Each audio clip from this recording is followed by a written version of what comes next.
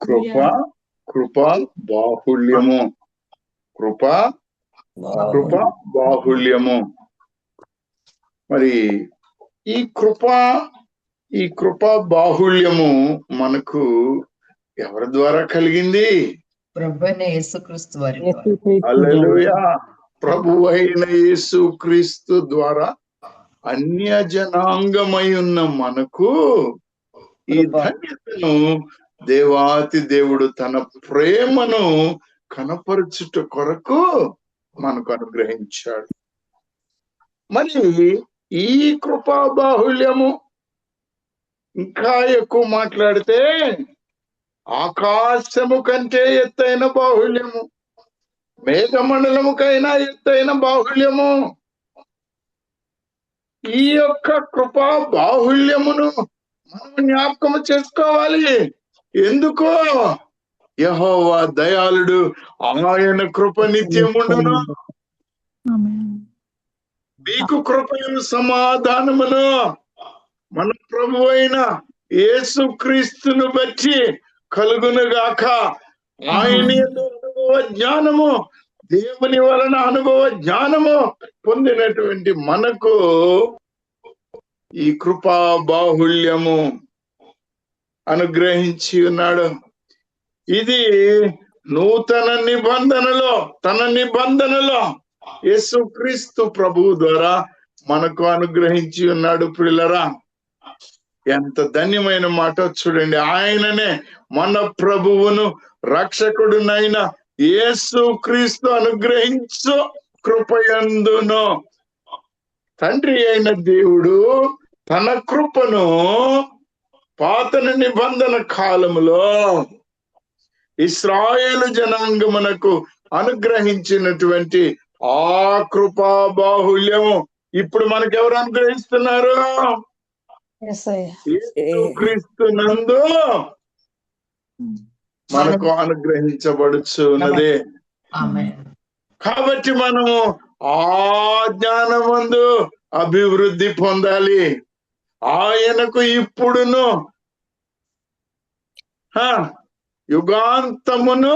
యుగాంతము వరకు మహిమ కలుగును గాక. నోరు ఆమేనని చెప్పండి. ప్రియమైనటువంటి వారలారా, సహోదరుడు చక్కనైనటువంటి మాటల్ని మనకు అందించు ఉన్నాడు. ఈ యేసుక్రీస్తు ప్రభు మీద నీవు నేను లక్ష్యం ఉంచాలి. ఎందుకంటే అన్య జనాంగమై ఉన్న మనకు ఈ కృపా బాహుళ్యము, రక్షణ, నిత్య జీవము, పరలోక సంబంధమైన విశ్రాంతి యేసుక్రీస్తు ప్రభు ద్వారానే కలుగుతూ ఉన్నాయి. ఈయన అపోస్తలుడు, ఈయన ప్రధాన యాజకుడు. కాబట్టి మనం ఏం చేయాలండి? ఈయన మీద లక్ష్యం ఉంచాలి. ప్రియమైనటువంటి వారలారా, ఈ మాటలని ఒక్కసారి ధ్యానం చేసుకోవాలని ఆశపడుతున్నాను. మీరు సిద్ధంగా ఉన్నారా లేదా?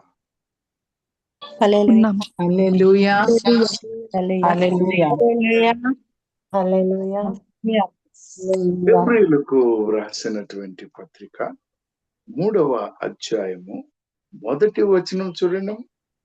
ఇందువలన పరలోక సంబంధమైన పిలుపులో పాలు ఇందువలన, అమ్మ ఈ పదం గుర్తు పెట్టుకోండి. ఇందువలన దీనిని మీరు అండర్లైన్ చేసుకోండి, లేకపోతే గుర్తు పెట్టుకోండి. దానిని గురించి మాట్లాడుకుందాం. ఇందువలన పరలోక సంబంధమైన పిలుపులో పాలు పొందిన పరిశుద్ధ సహోదరులారా. ఎవరు ఈ పరిశుద్ధ సహోదరులు? మనమేనండి అమ్మా. ఎవరు మాట్లాడట్లేరు, చాలా సీరియస్ గా ఉంటున్నట్టున్నారు. మనమే సహోదరులు. ఏ సహోదరులు మనము? పరలోక సంబంధమైన పిలుపులో పాలు పొందిన పరిశుద్ధ సహోదరులము సహోదరీలము. We are brothers and sisters in the heavenly calling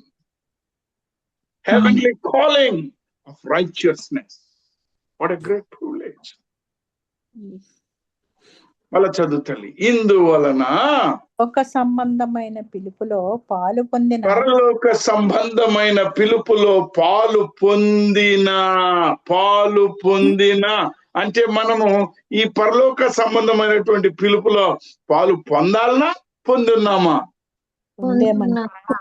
ఏమా పొంది ఉన్నాము. ఎలా? యేసు క్రీస్తు ప్రభువు యొక్క కృప బాహుళ్యము, కృపా బాహుళ్యము, రక్షణ. ఆయన వాక్యమందు విశ్వాసం ఉంచాము. ఆయన మన ప్రభు అని ఒప్పుకున్నాం. దేవుని కుమారుడని, మన రక్షకుడని ఒప్పుకున్నాం. కనుక మనకు ఈ యొక్క పరిశుద్ధ పిలుపులో పాలు పొందాము. కాబట్టి ఏం చేయాలి చూడండి. ఇప్పుడు మనము ఒప్పుకొనిన దానికి ఏం ఒప్పుకున్నాము? యేసు క్రీస్తు నా సొంత రక్షకుడని ఒప్పుకున్నాము. ఈయన దేవుని కుమారుడని ఒప్పుకున్నాము. ఈయన సర్వ సృష్టికర్త అని ఒప్పుకున్నాము. మనము ఒప్పుకొనిన దానికి అపొస్తలుడును ప్రధాన యాజకుడునైనా యేసు మీద లక్ష్యముంచుడి. మహోన్నతుడా, సర్వోన్నతుడా, సర్వశక్తిమంతుడా, ప్రభువా, నాయనా, సర్వ సృష్టికర్త, మా రక్షకుడా, దేవుని కుమారుడా, త్రిత్వమందు ఏకత్వమై ఉన్న యేసు క్రీస్తు ప్రభువా, నీ యందు మేము ఎందుకు లక్ష్యం ఉంచాలనో, ఎలా లక్ష్యం ఉంచాలనో, అంతము వరకు దానిని ఎలా కొనసాగించాలనో నీ కృపా బాహుళ్యమును మరి ఒక్కసారి మా పైన కుమ్మరించి, పరిశుద్ధాత్మ దేవుడా, నన్ను మీ సిలువ చాటున మరుగుపరచి నా నోటి మాటలు, మా అందరి హృదయపు ధ్యానములు నీ దృష్టికి అంగీకారమగినట్లు ఆశీర్వదించమని యేసు క్రీస్తు ప్రభు పరిశుద్ధ ప్రశస్త శక్తి గల నామమున బ్రతిమలాడి వేడుకొనుచున్నాం మా తండ్రి. ఆమేన్. ఆమేన్. ప్రియమైనటువంటి వారలారా, నేను గత వారం నుండి ఈ హెబ్రీ పత్రికను ధ్యానం చేసుకుంటూ ఉంటే ఒక ప్రముఖమైన సత్యాన్ని చూశాను. ఈ హెబ్రీ పత్రికలో అనేకమైనటువంటి సంగతులు ఉన్నాయి. ఈ సంగతులన్నీ కూడా 3 మాటలలో చెప్పాలి అని అంటే, యేసు క్రీస్తు ప్రభువు యొక్క ప్రాధాన్యత మోషే కంటే, లేకపోతే అపోస్తలుల కంటే, లేకపోతే ప్రధాన యాజకుడుగా ఉన్నటువంటి మెల్షీజెదెక్ కంటే, వీళ్ళందరి కంటే కూడా గొప్పవాడు, ఆలయానికంటే గొప్పవాడు, విశ్రాంతి దినమునకు ప్రభువు. ఈ గ్రంథములో చక్కగా ఆయన యొక్క ఆధిపత్యమును గురించి రాయబడి ఉంటుంది హెబ్రీ పత్రికలో. మొదటి మాట. రెండవ మాట, ఆయన కృపా బాహుళ్యమును బట్టి మనకు ఆయన రక్షణ అనుగ్రహించి ఉన్నాడు. ఏమనుగ్రహించి ఉన్నాడమ్మా? రక్షణ. దేవుని ఉగ్రత నుండి మనకు రక్షణను అనుగ్రహించి ఉన్నాడు. తీర్పు నుండి తప్పించి ఉన్నాడు. మన పాప దోష అపరాధములను తన యొక్క శిలువ యాగము ద్వారా, ఆయన రక్తము ద్వారా మనలను పరిశుద్ధపరచి ఈ రక్షణను మనకు దయచేసి ఉన్నాడు. మూడవ మాట, ప్రముఖమైన మాట, ఇంత గొప్ప రక్షణను నిర్లక్ష్యము చేసిన ఎడల ఎంత దౌర్భాగ్యమో యోచించండి. నీ కష్టాలు, నీ బాధలు, నీ శ్రమలు ఏవో కానీ ఏ ఉన్నా ఆదరణ చూపగలిగిన దేవుడు ఆయన, సహాయము చేయగలిగిన దేవుడు ఆయన, ఇమ్మానుయేలుగా నీతో నాతో ఉన్న దేవుడు ఆయనే. కనుక అంతము వరకు మన రక్షణను మనము జాగ్రత్తగా కాపాడుకోవాలి. ఈ జాగ్రత్తగా కాపాడుకోవాలి అని అంటే మనము యేసుక్రీస్తు మీద, అంటే అపోస్తలుడు ప్రధాన యాజకుడినైన యేసు మీద లక్ష్యం ఉంచాలి. ఉంచుడి అన్న ఆజ్ఞ మనకు వ్రాశారు. యేసుక్రీస్తు మీద, అపోస్తలుడు ప్రధాన యాజకుడైన యేసు మీద లక్ష్యం ఉంచాలి. నేను మీతో ఒక మాటని చెప్పాను ప్రియులారా. నేను ఏమిటి? మొదటి అక్షరం, మొదటి పదం ఏంటమ్మా? ఇందువలన అని అన్నాం కదా. ఏమిటి ఇందువలన అనేది ఒకవేళ క్లుప్తంగా మనం ధ్యానం చేసుకోవాలి అంటే హెబ్రీయులకు రాసిన పత్రిక 2వ అధ్యాయము 9-10 వచనాలు చూడండి అమ్మా. దేవుని కృప వలన, దేని వలన? దేవుని కృప. దేవుని కృప, మళ్ళా దేవుని కృప వలన ఆయన ప్రతి మనుషుని కొరకు, ఆయన ప్రతి మనుష్యుని కొరకు మరణము అనుభవించినట్లు, అంటే కొంచెము తక్కువ వాడుగా చేయబడిన యేసు మరణము పొందినందున, యేసు మరణము పొందినందున మహిమా ప్రభావములతో కిరీటము ధరించిన వానిగా ఆయనను చూచుచున్నాము. ఎవని నిమిత్తము సమస్తమును ఉన్నవో, ఎవని వలన సమస్తమును కలుగుచున్నవో ఆయన అనేకులైన కుమారులను, అంటే మనలను మహిమకు తెచ్చుచుండగా వారి రక్షణకర్తను శ్రమల ద్వారా సంపూర్ణునిగా చేయుట ఆయనకు తగును. ప్రియమైనటువంటి వారులరా, మన పాప దోష అపరాధములను క్షమించుటకు మరణమొందాడు ఆయన. నిన్ను నన్ను తన కుమారులుగా, సహోదరులుగా, స్నేహితులనుగా, రక్షింపబడిన వారుగా, పరిశుద్ధ పిలుపులో పాలు పొందిన వారుగా ఆయన చేశాడు. కనుక ఇందువలన, చూడండి ఇప్పుడు, ఇందువలన పరలోక సంబంధమైన పిలుపులో పాలు పొందిన పరిశుద్ధ సహోదరులరా, మనం ఒప్పుకొని దానికి అపోస్తలుడును ప్రధాన యాజకుడైన యేసు మీద లక్ష్యముంచుడి. పిల్లరా, ఒకవేళ మీరు 2వ అధ్యాయము గనుక మొత్తము చదువుకుంటే అక్కడ అనేకమైనటువంటి గొప్ప కార్యాలు చేశాడు. మనం రక్షింపబడిన విధానం, ఆయన కృపా బాహుళ్యత, ఆయన యొక్క కనికరము, దయ, మన యొక్క దీన స్థితి, అందు నుండి రక్షింపబడిన విధానము, అద్భుతముల చేత, వివిధములైన పరిశుద్ధ ఆత్మ వరముల చేత ఆయన మనకు ఎంత ధన్యతను అనుగ్రహించాడో.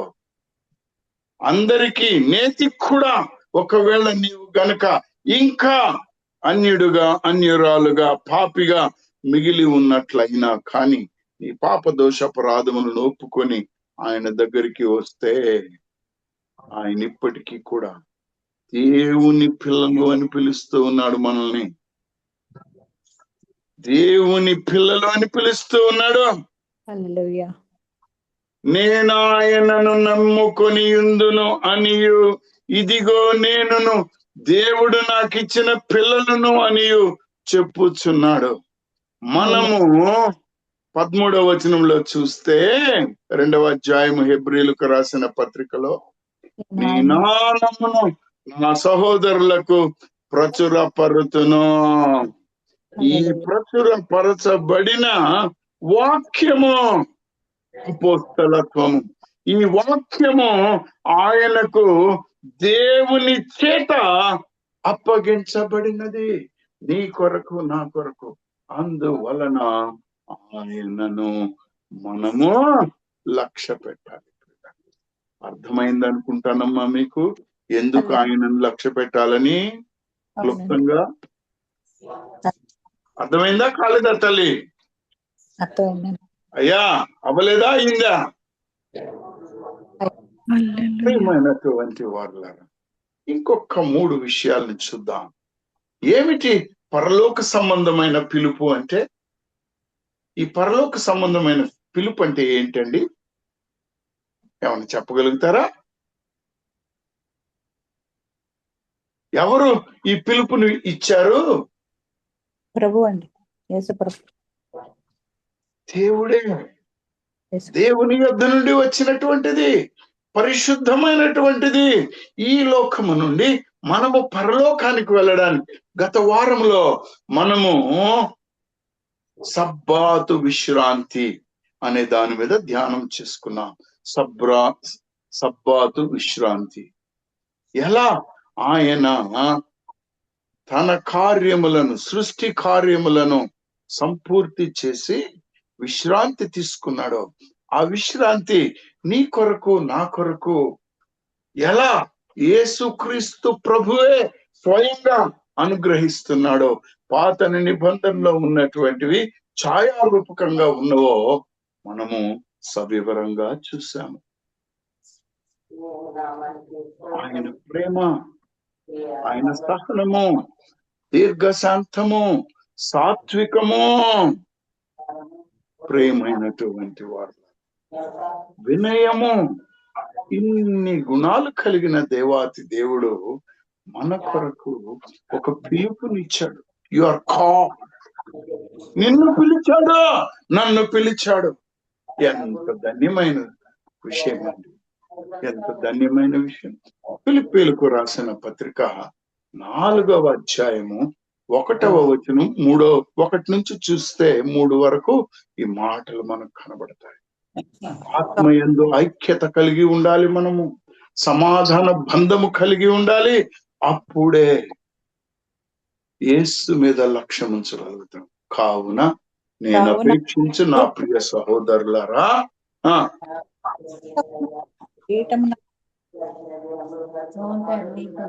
ప్రభువునందు స్థిరులై ఉండుడి. ప్రభువునందు స్థిరులై ఉండురి. ఏకమనస్సు గలవారై ఉండుడని యువదియను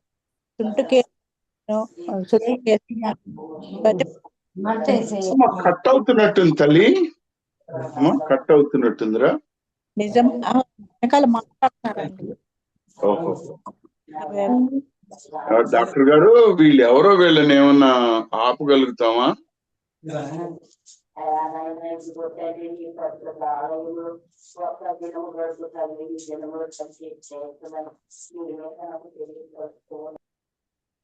పవన్ ఆంటీ కొంచెం వెయిట్ చేయండి. సరే. ప్రభువునందు ఏక మనస్సు గలవారై ఉండుడని యువదియను సుంటుకేసును బతిమాలుకొనుచున్నాను. అవును, నిజమైన సహకారి ఆ స్త్రీలు క్లెమెంతుతోనూ నా ఇతర సహకారులతోనూ సువార్త. మీరు ఏం చదువుతున్నారు తల్లి ఇప్పుడు? ఫిలిప్పీ 4:1-3 వరకు. తల్లి క్షమించాలమ్మా, ఎఫెసీ నాన్న సరిగా ఏను వచ్చినట్లేదమ్మా, క్షమించండి. ఎఫెసీ 4:1-3 దాకా. కాబట్టి మీరు సమాధాన బంధము చేత ఆత్మ కలిగి ఐక్యమును కాపాడుకొనుట యందు శ్రద్ధ కలిగిన వారై ప్రేమతో ఒకడు సహించుచు మీరు పిలువబడిన పిలుపునకు తగినట్లుగా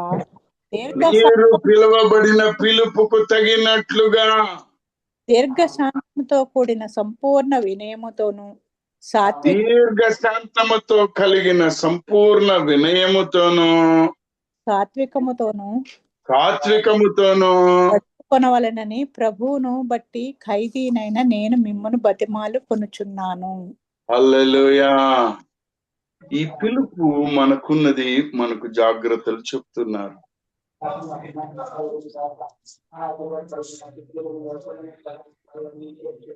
ఎవరమ్మా ఇది? ఫిలిప్పీలకు రాసిన పత్రిక 3వ అధ్యాయము 14వ వచనం చూడండి. ఫిలిప్పీలకు రాసిన పత్రిక 3వ అధ్యాయం తగినటువంటి గురి ఆయనకు ఉంది, ఆయన పరిగెడుతున్నాడో చూడమ్మా. ఫిలిప్పీలు 3వ పత్రిక 14వ వచనం. ఫిలిప్పు 3వ అధ్యాయం 14వ వచనం. క్రీస్తు యేసునందు దేవుని ఉన్నతమైన పిలుపునకు కలుగు బహుమానము పొందవలెనని గురి యొద్దకే పరిగెట్టుచున్నాము. గురి యొద్దకే పరిగెట్టుచున్నాము. నువ్వెటు పరిగెడుతున్నావా? నీ దారెటుందో? గురి యొద్దకు వెళ్తున్నావా లేక లోకం యొద్దకు వెళ్తున్నావా? నాకు తెలియదు ప్రియులారా, నాకు తెలియదు. ఈ అపోస్తలుడు, ప్రధాన యాజకుడు మనొక మార్గం చెప్పాడు. పాపాలొద్దండి, పాపాలొద్దండి అని చెప్పాడు. పరిశుద్ధ జీవితం కావాలని చెప్పాడు, మారు మనసు కావాలని చెప్పాడు. కానీ నీలో నాలో ఆ మారు మనసు ఉందా లేదా చూసుకోవాలి. అప్పుడే నీకు నాకు ఆ పరిశుద్ధ పిలుపులో ఉన్న బహుమానం, జీవ కిరీటం దొరుకుతుంది ప్రియులారా. తిమోతికి రాసిన 2వ పత్రిక 1వ అధ్యాయం 9-10 గమనించితే ప్రియులారా, ఈ ధన్యత, ఈ పిలుపు, నీ పనులు, నీ ఆధిక్యత, నీ కుటుంబము, మీ తాత అవ్వలు, లేకపోతే వంశ పారంపర్యం కాదండి. ఈ ధన్యత యేసు క్రీస్తు ప్రభు యొక్క కృపాబాహుళ్యం అన్నాం చూడండి. దానిలో ఈ పరిశుద్ధ పిలుపును మనము పొందుకొని ఉన్నామని సుస్పష్టంగా వ్రాస్తున్నాడు. చూడము ఒక్కసారి. తిమోతి 2వ పత్రిక 1వ అధ్యాయము 9-10 వచనాలు వినము. మన క్రియలను బట్టి కాక, మన క్రియలను బట్టి కాక, తన స్వకీయ సంకల్పమును బట్టి. ఇక్కడ చూడండి, తన స్వకీయ సంకల్పమును బట్టి. He has an eternal plan for us. What a great privilege it is. Eternal plan. ప్రియులారా, ఈ లోకంలో పెంట కుప్ప మీద పడి ఉన్నవారు, ఇంతలో కనబడి అంతలో ఆవిరైపోయేవారు. ఒక భక్తుడు ఆంధ్ర క్రైస్తవ కీర్తనలో రాసుకుంటాడు, నా పాప రాసులు అంటాడు. అంటే ఒక పంట కోసుకున్నప్పుడు ఒడ్లు కానివ్వండి, లేకపోతే గోధుమలు కానివ్వండి, రాసులు రాసులుగా పోస్తారు ఎండడం కొరకు. దాన్ని దాచిపెడతారు, లేకపోతే ఏదైనా కప్పుతారు దాన్ని. పిల్లరా, పాప రాసులు అంటాడు. ఆ పాప రాశిలో పడి ఉన్న మనం, పాపం వలన వచ్చే జీతం మరణం, ఇట్టి మరణము నుండి తప్పించి మనకు ఆయన కృప వలన ఈ పరిశుద్ధ పిలుపులో పాలిభాగస్థలం అవుతున్నాం. చూడు తల్లి, మరొకసారి చదవమ్మా.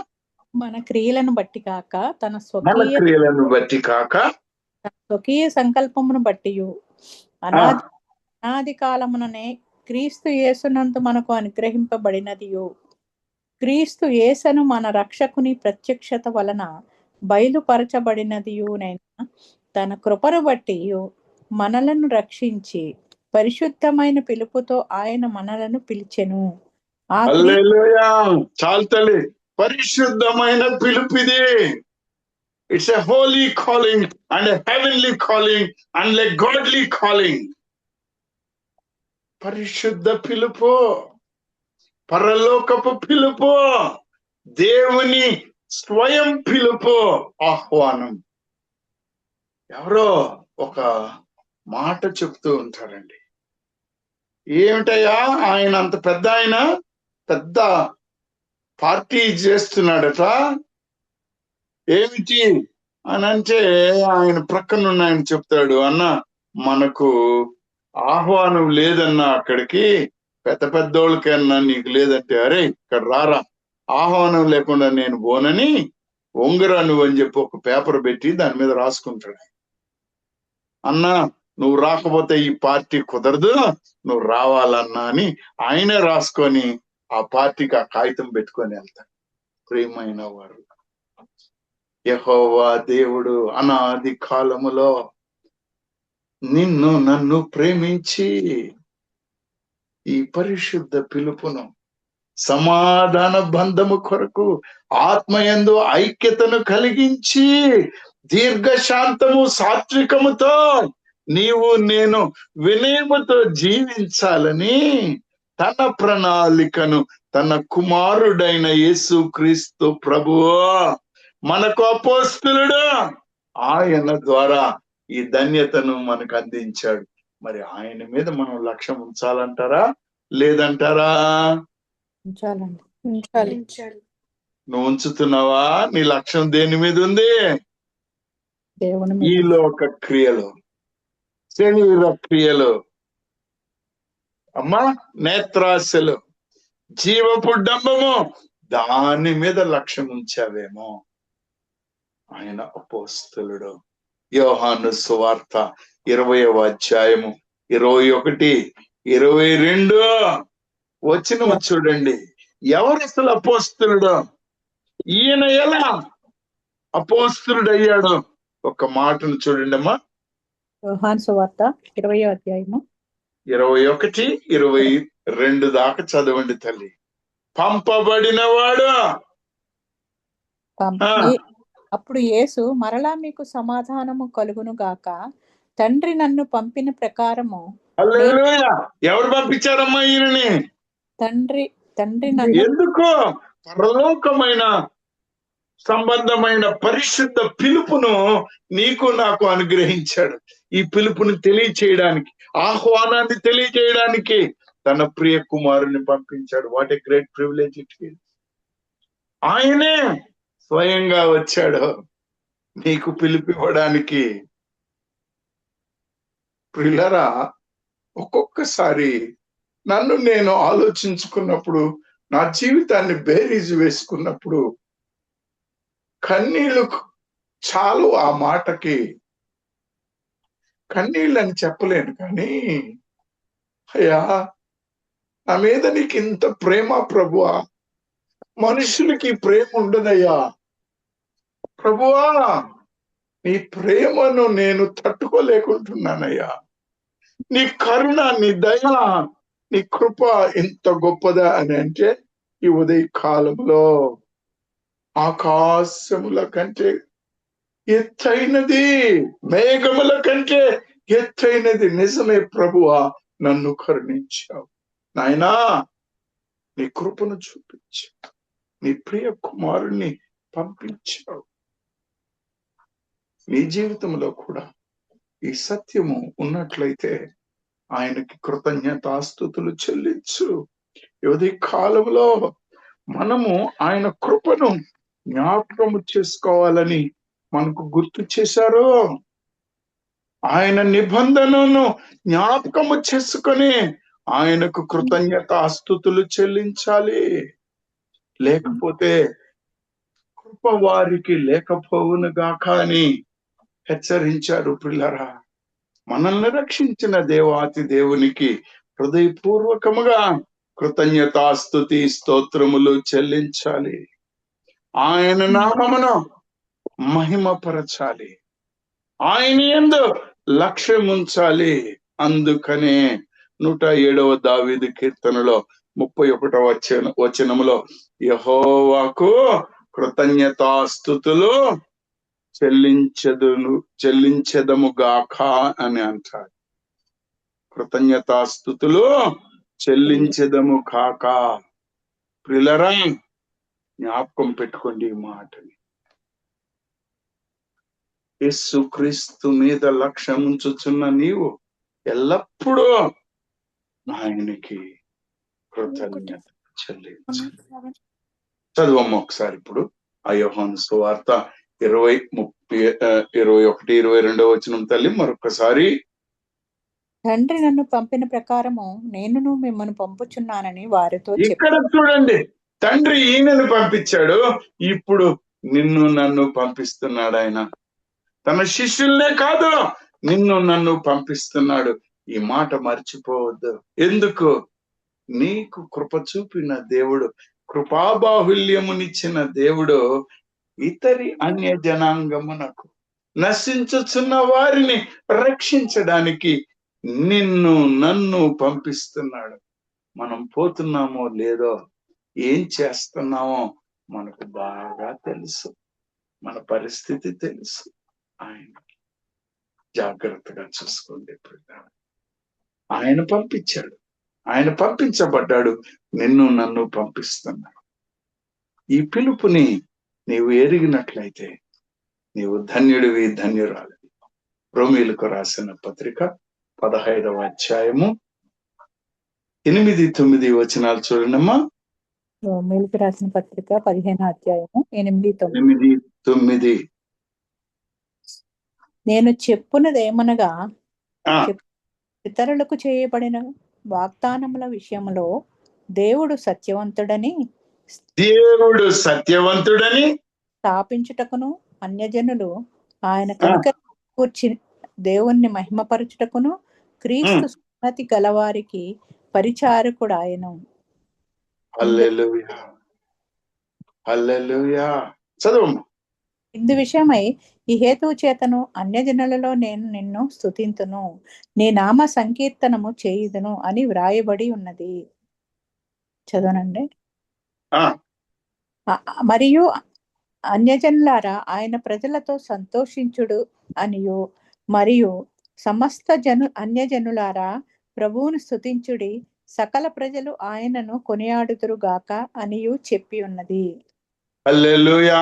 ప్రియులారా, ఆయన సత్యవంతుడు, అన్యజనుల మీద కనికరము చూపుచున్నవాడు. తన కృపను బట్టి సర్వ అన్యజనులో ఆనందించాలని, సంతోషించాలని, రక్షింపబడాలని నిన్ను నన్ను పంపిస్తున్నాడు. అందుకే ఈ పరలోక సంబంధమైన పిలుపుని అర్థం చేసుకున్న నీవు అపోస్తులుడు యేసుక్రీస్తు ప్రభు ఎలాగో, ఇప్పుడు పంపబడుచున్న వారు ఎలాగో మీకు అర్థమై ఉంటుందని, క్లుప్తంగా తెలిసి ఉంటుందని నేను అనుకుంటున్నాను. ఇది నిజమంటారా కాదంటారా? అర్థమైందా కాలేదా? అపోస్తలత్వం అంటే ఏమిటి? పంపబడాలి, దేవుని చేత పంపబడాలి, యేసుక్రీస్తు ప్రభు చేత పంపబడాలి, పరిశుద్ధ ఆత్మ చేత పంపబడాలి. పొట్టకూటి కాదు, నీ స్వార్థానికి కాదు. అన్య జనాంగ రక్షణ కొరకు పరలోక సంబంధమైన పిలుపులో పాలి భాగస్థులను చేయుటకు, ఆయన చెప్పినది చెప్పినట్లు జరిపించుటకు నీవు నేను పిలువబడ్డాము, అపోస్తలత్వమును పొందుకున్నాను. అందుకే 116వ దావీదు కీర్తనలో ఒక మాట ఉంటుంది, సువార్తను చేబూటి పరిచర్య చేయాలి. సువార్త తప్ప వేరొకటి అక్కర్లేదు. అపోస్తులుడంటే అర్థమైందండి? ఇప్పుడు అర్థమైందా కాలేదా? అర్థమైందా? ఈ అపోస్తలత్వము it's an eternity but a continuity. ఇది ఎల్లప్పుడూ పరలోకము నుండి ఇవ్వబడినది, సదాకాలము అంతము వరకు ఉంటుంది. ఈ రోజు కూడా ఒకవేళ నీవు గనుక ఒక నిర్ణయం తీసుకుంటే, అయ్యా ఈ రోజు 3 పూటలు నేను భోంచేస్తున్నాను, ఒక్కరికైనా వాక్యం చెప్పకపోతే ఒక్క పూట భోజనం మానేస్తాను, తినను, ఎవరికైనా ఒకరికి యేసుక్రీస్తు ప్రభువుని గురించి నేను చెప్తే నాకు సంతోషం అని నీవు ఒక నిర్ణయం తీసుకుంటే, దేవాతి దేవుడే ఆ మనుషుల్ని దగ్గరికి పంపిస్తాడు. నీవు కూడా ఆ అపోస్తలత్వాన్ని పొందుకోగలుగుతావు. అంతేగాని అపోస్తులుడని ఈ మధ్య చాలా మంది పేర్లు పెట్టుకుంటున్నారండి.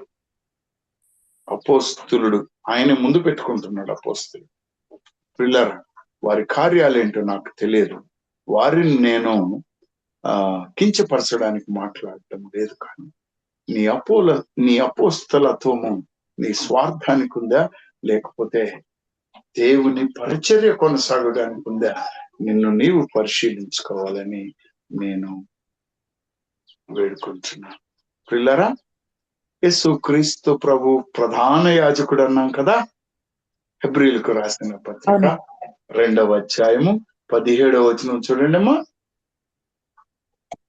కావున ప్రజల పాపములకు పరిహారము కలగజేయుటకై ప్రజల పాపములు పరిహారము చేయుటకై దేవుని సంబంధమైన కార్యములలో కనికరం నమ్మకము గల ప్రధాన యాజకుడగు నిమిత్తము అన్ని విషయములలో ఆయన తన సహోదరుల వంటి వాడు కావలసి వచ్చెను.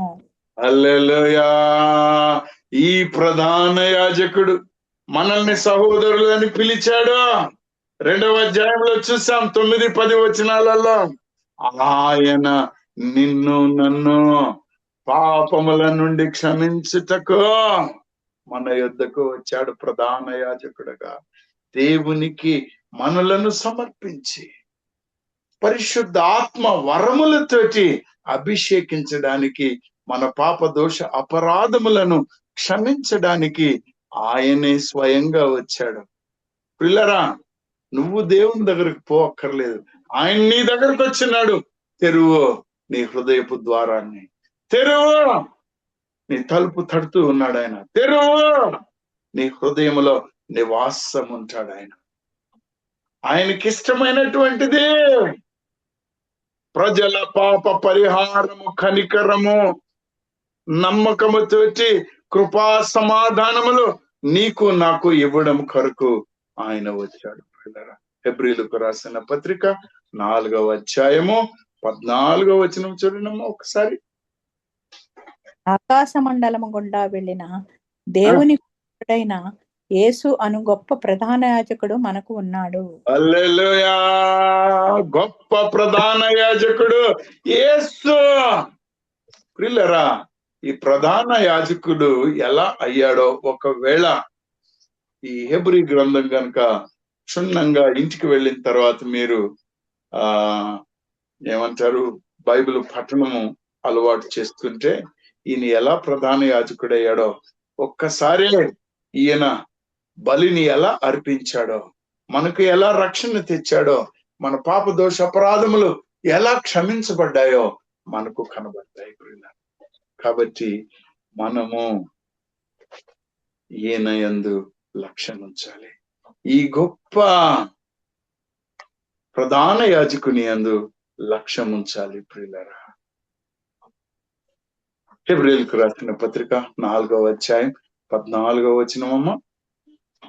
ఆకాశ మండలం గుండా వెళ్ళిన దేవుని కుమారుడైన యేసు అను గొప్ప ప్రధాన యాజకుడు మనకు ఉన్నాడు కనుక మనము ఒప్పుకొనిన దానిని గట్టిగా చేపట్టుదము.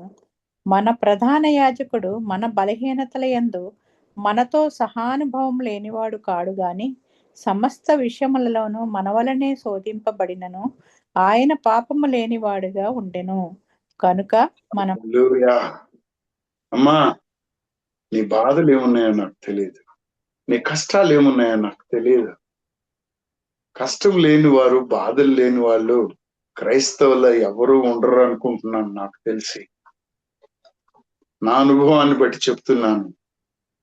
ప్రియులరా, అపోస్తలత్వములో ఇవి పాలిభాగము. అపోస్తలత్వములో ఇవి పాలిభాగము. పరలోక సంబంధమైన పిలుపులో ఇవి పాలిభాగము. కానీ ఆయన తన కృపాస్తనము దగ్గరకు రావడానికి మనకు ధన్యతనిచ్చాడు. సముద్రములో, లేకపోతే ఆ నదిలో, తుఫానులో కొట్టుకుపోతున్న వాళ్ళు ఏం చేశారమ్మా? ఎవరి దగ్గరికి వెళ్ళారు? అయ్యా మునిగిపోతున్నామని. అమ్మా, ఎవరి దగ్గరికి వెళ్ళారు? నువ్వు కూడా అదే పని చేయాలి. నువ్వు కూడా అదే పని చేయాలి. ఆయన దగ్గరికే వెళ్ళాలి. అడుగో, ప్రభువా ఈ కష్టం వచ్చిందయ్యా, తండ్రి ఈ బాధ వచ్చిందయ్యా, నువ్వు వాగ్దానం చేశావు, నాకు సహాయం చేయి అని నీవు అడగాలి. అప్పుడు నీవు ధన్యంగా ముందుకి కొనసాగలుగుతావు. పిల్లలు, వాక్యాన్ని ధ్యానం చేసుకుంటూ వెళ్తే ఆయన మనకు ఒక గుర్తింపునిస్తాడు. తనలో మన బిడ్డలో తన బిడ్డలుగా ఆయన అంగీకరించాడు, నడిపిస్తాడు. అపోస్తుల కార్యము 2వ అధ్యాయము 37వ వచనం చూడండమ్మా. అపోస్తలుల కార్యము 2వ అధ్యాయము 7వ 38వ వచనం 37వ వచనం 37వ వచనం. వారు ఈ విని నొచ్చుకొని, సహోదరుల మేము కడమ అపొస్తలులను అడుగగా, పేతురు, మీరు మారు మనస్సు పొంది పాపక్షమాపణ నిమిత్తము ప్రతి వాడు యేసుక్రీస్తు నామమున బాప్తిస్మం పొందుడి, అప్పుడు మీరు పరిశుద్ధాత్మ అను వరము పొందుదురు. చదవనండి. ప్రియులారా, బాప్తిస్మం, మారు మనస్సు, పరిశుద్ధాత్మ వరము దేవాతి దేవుడు మనకు అనుగ్రహిస్తాడు. ఇందులో మనం కొనసాగాలి. యోహాను సువార్త 10వ అధ్యాయం 27, ఆయన బిడ్డవు నువ్వు అనడానికి ఈ ధన్యతనిచ్చాడు. నీవు బాప్తిస్మం పొందావు, మారు మనసు పొందావు, పరిశుద్ధాత్మను ఆయన నీకు అనుగ్రహించాడు. అదే నీవు ప్రవచించడానికి, భాషల్లో మాట్లాడడానికి, జరగబో సంగతులను తెలియచెప్పడానికి నీవు చేయగలుగుతున్నావు. నా గొర్రెలు నా స్వరము వినును, నేను వాటిని ఎరుగుదును అంటూ ఉన్నాడు ఆయన. నీవు ఆయన గొర్రెవే కదా, ఆయన స్వరం వింటున్నావు కదా. చదువుతాను 10:27 అమ్మా. 10:27. నా గొర్రెలు నా స్వరము వినును, నేను వాటిని ఎరుగుదును, అవి నన్ను వెంబడించును. అవి నన్ను వెంబడించును. నువ్వెవరిని వెంబడిస్తున్నావు? నీ పరుగు పందెము ఎటువైపు ఉంది? లోకం వైపా, పరలోక పిలుపు వైపా? పరలోక సంబంధమైన పిలుపును పొందుకున్న నీవు ఈ లోకంలో కొట్టుమిట్టాడుతూ ఉంటే, ప్రియులారా, నీ మార్గము, నీ ప్రయాణము కొనసాగుతుందంటావా, ఆగిపోతుందంటావా? నీవే చూసుకోవాలి. ఇంకా నీవు అలా పరిస్థితుల్లో ఉంటే దేవునికి సమర్పించుకో, దేవునికి విధేయతను చూపించు. 1 యోహాను పత్రిక 1వ అధ్యాయము 9వ వచనం చూడండి అమ్మా. 1 యోహాను పత్రిక 1వ అధ్యాయం 9వ వచనం. మనము పాపములను మనము ఒప్పుకొనిన ఎడల, మనము మన పాపములను ఒప్పుకొనిన ఎడల ఆయన నమ్మదగిన వాడును నీతిమంతుడును కనుక, ఆయన నమ్మదగిన వాడు నీతిమంతుడు. ఆయన మన పాపములను క్షమించి సమస్త దుష్టి నుండి నీతి నుండి మనలను పవిత్రులుగా చేయును. హల్లెలూయా. అందుకే యేసుక్రీస్తు ప్రభు మీద లక్ష్యం ఉంచాలి. ప్రియులారా, యాకోబు పత్రిక 1వ అధ్యాయం 22వ వచనం చూడండి. మీరు వారు మాత్రమై ఉండి మిమ్మను మీరు మోసపుచ్చుకొనకుండా వాక్య ప్రకారము ప్రవర్తించు వారునై ఉండుడి. హల్లెలూయా. మిమ్మలను మీరు మోసపుచ్చుకొనకుండా, వినువారుగా మాత్రమై ఉండకుండా వాక్య ప్రకారము ప్రవర్తించువారునై ప్రియమైనటువంటి వారులరా, ఈ ధన్యతను పొందుకోవాలి. ఎఫెసీయులకు రాసిన పత్రిక 4వ అధ్యాయం 1వ వచనాన్ని చూడండి ఒకసారి. పత్రిక 4వ 1వ వచనమ్మా. కాబట్టి మీరు సమాధానమును బంధము చేత ఆత్మ కలిగించు ఐక్యమును కాపాడుకొనుటయందు శ్రద్ధ కలిగించు ఆత్మయందు ఐక్యము కాపాడుకొనుటయందు శ్రద్ధ కలిగిన వారే ప్రియమైనటువంటి ప్రేమతో ఒకరినొకడు సహించుచు, మీరు ఒకరిని ఒకరు సహించుకొని మీరు పిలువబడిన పిలుపునకు తగినట్లుగా దీర్ఘశాంతముతో కూడిన సంపూర్ణ వినయముతోను సాత్వికముతోను నడుచుకొనవలనని బట్టి ఖైదీనైన నేను మిమ్మల్ని బ్రతిమాలు కొరుచున్నాను. ప్రియమైనటువంటి వారులారా, ఈ అపోస్తలత్వమునకు మనము వారసులమై ఉన్నాం, బాధ్యులమై ఉన్నాము. మీరు పిలువబడిన పిలుపుకు తగినట్లుగా ఈ పిలుపు అపోస్తలత్వము ఈ భూలోకములో మనకు అప్పగించబడిన ధన్యత. సమయాతీతం అయిపోయింది గనుక నేను ఎక్కువ సమయం మీ దగ్గర తీసుకోవడానికి ఇష్టపడట్లేను. నేను దేవుడు నిన్ను నన్ను ఏర్పరచుకున్నాడు యేసుక్రీస్తు ప్రభు ద్వారా. గలతీయులకు రాసిన పత్రిక 1వ అధ్యాయము 1వ వచనం చూడండి. గలతీయులకు రాసిన పత్రిక 1వ అధ్యాయము 1వ వచనం. మనుషుల మూలముగానైనను ఏ మనుషుని వలనైనను కాక యేసుక్రీస్తు వలనను ఆయనను మృతులలో నుండి లేపిన తండ్రి అయిన దేవుని వలనను అపొస్తలుడుగా నియమింపబడిన పౌలును నేను. హల్లెలూయా. ఆయన పౌలు స్వయంగా దేవుని చేత నియమింపబడ్డాడు. నీవు కూడా దేవుని చేత నియమించబడ్డావు. ఆయన చేత నియమింపబడ్డావు.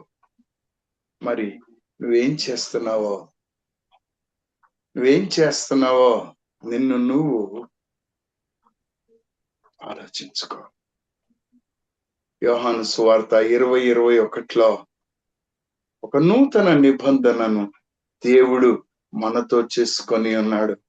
దేవుని చిత్తం అయితే ఈ అపోస్తలత్వం మీద మరొకసారి మాట్లాడుకుందాం. ప్రియులారా, సమయం అవుతుంది గనుక యోహాను సువార్త 20వ అధ్యాయం 21వ వచనం చూడండిమా. ఇప్పుడు యేసు మరలా మీకు సమాధానము కలుగును గాక, తండ్రి నన్ను పంపిన ప్రకారము నేను మిమ్మల్ని పంపుచున్నానని వారితో చెప్పెను. నేను మిమ్మును పంపుచున్నాను, నేను నిన్ను పంపుచున్నాను. ఆయన కాబట్టి నువ్వు మార్పు చెందాలి. అపోస్తలుల కార్యము 3:19 చూడండిమా. అపోస్తలుల కార్యము 3:19. ప్రభు సముఖము నుండి విశ్రాంతి కాలములు వచ్చినట్లును మీ కొరకు నియమించిన క్రీస్తు యేసును, అదేనండి, క్రీస్తు యేసును ఆయన పంపునట్లును మీ పాపములు తుడిచివేయబడు నిమిత్తమును మారు మనసును తిరుగుడి. హల్లెలూయా. ప్రియమైనటువంటి దేవాతి దేవుడు యేసుక్రీస్తు ప్రభువు, సర్వ సృష్టికర్త, కృపాబాహుల్యములను అన్య జనాంగమునకు అందించుచున్న ఆయన ఒక చిన్న పిలుపుని నీకు నాకు ఇచ్చాడు. యేసుక్రీస్తు ప్రభువుని సదాకాలం మనం లక్ష్యం ఉంచాలి.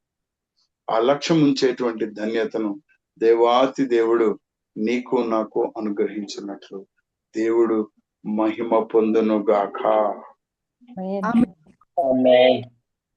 మహోన్నతుడు, సర్వోన్నతుడు, సర్వశక్తిమంతుడు అయిన మా దేవా, మా తండ్రి, ఉదయ కాలమున ప్రభు నీ కృపా బాహుల్యము అన్య జనాంగమునకు ఏ విధముగా మీరు తీసుకొని వచ్చి మా పాప దోష అపరాధములను సిలువ యాగములో నాయన నీవు కార్చిన రక్తముతో కడిగి మమ్మలను శుద్ధి చేసి ఉన్నారో, ఆ శుద్ధి నుండి మాకు పరలోకపు పిలుపును, తండ్రి యొద్ద ఉన్న పిలుపును మాకు అందించారో మీ సువార్త ద్వారా నాయన, మాకు ఈ పనిని కొనసాగించమని ఆజ్ఞ ఎలా ఇచ్చి ఉన్నారు.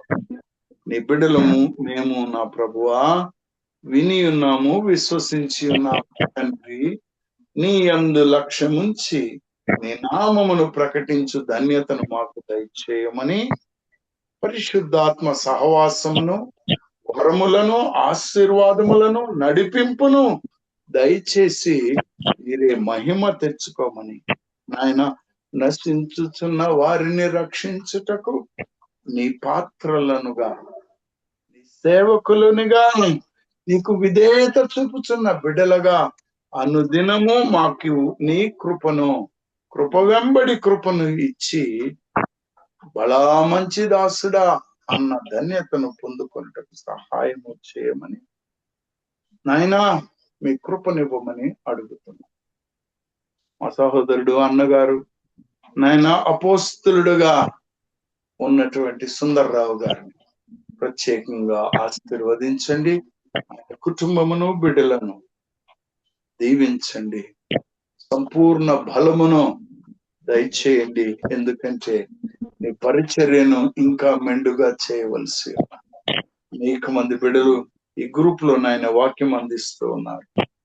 వారిని కూడా దీవించండి. ఆరోగ్యములు దయచేయండి. కుటుంబాలను ఆశీర్వదించండి. ప్రభువా, వేకువనే లేచి పరిగెడుతూ నీ వాక్యం విని నువ్వు ఏమి ఆదరణ వాళ్ళకి ఇస్తున్నావో, ఏమి ఆశీర్వాదం ఇస్తున్నావో అని ఎంతో ఆసక్తిగా పరిగెస్తున్న బిడ్డలను, వారి కుటుంబాన్ని ఎరిగి ఉన్న దేవుడు, వారి ఆరోగ్యములను తెలిసి ఉన్న దేవుడు, వారి అక్కర్లను తీర్చమని ఎన్నిక లేని నేను నా ప్రభువా నీ పాదాల చెంత చేరి కృపాసనం దగ్గరికి రమ్మన్నావు కనుక వచ్చున్నా నిన్ను అడుక్కుంటున్నాను. ప్రతి బిడ్డను పేరు పేరు వంతున దీవించండి. మీ కృపరించండి, ఆశీర్వదించండి. ప్రభువా సమాధానమును దయచేయండి, కృపను దయచేయండి, మెండుగా దయచేయండి. ఆయన బిడ్డను ఆశీర్వదించి ఆరోగ్యమును దయచేయమన్నాడు. ఇశ్రాయేలు జనాంగము పట్టణమును కాచి కాపాడండి. మా ప్రయాణపు జీవితాన్ని కొనసాగిస్తుండగా మాకు సదాకాలము అంతము వరకు తోడుగా ఉంటున్నందుకు మీకే కృతజ్ఞత స్తుతి స్తోత్రములు చెల్లి. యేసుక్రీస్తు ప్రభు పరిశుద్ధ ప్రశస్తమైన నామమున బ్రతిమలాడి వేడుకొనుచున్నాను మా తండ్రి. ఆమేన్. ప్రభు నేర్పిన ప్రార్థన అండి. పరలోకమందున్న మా తండ్రి, నీ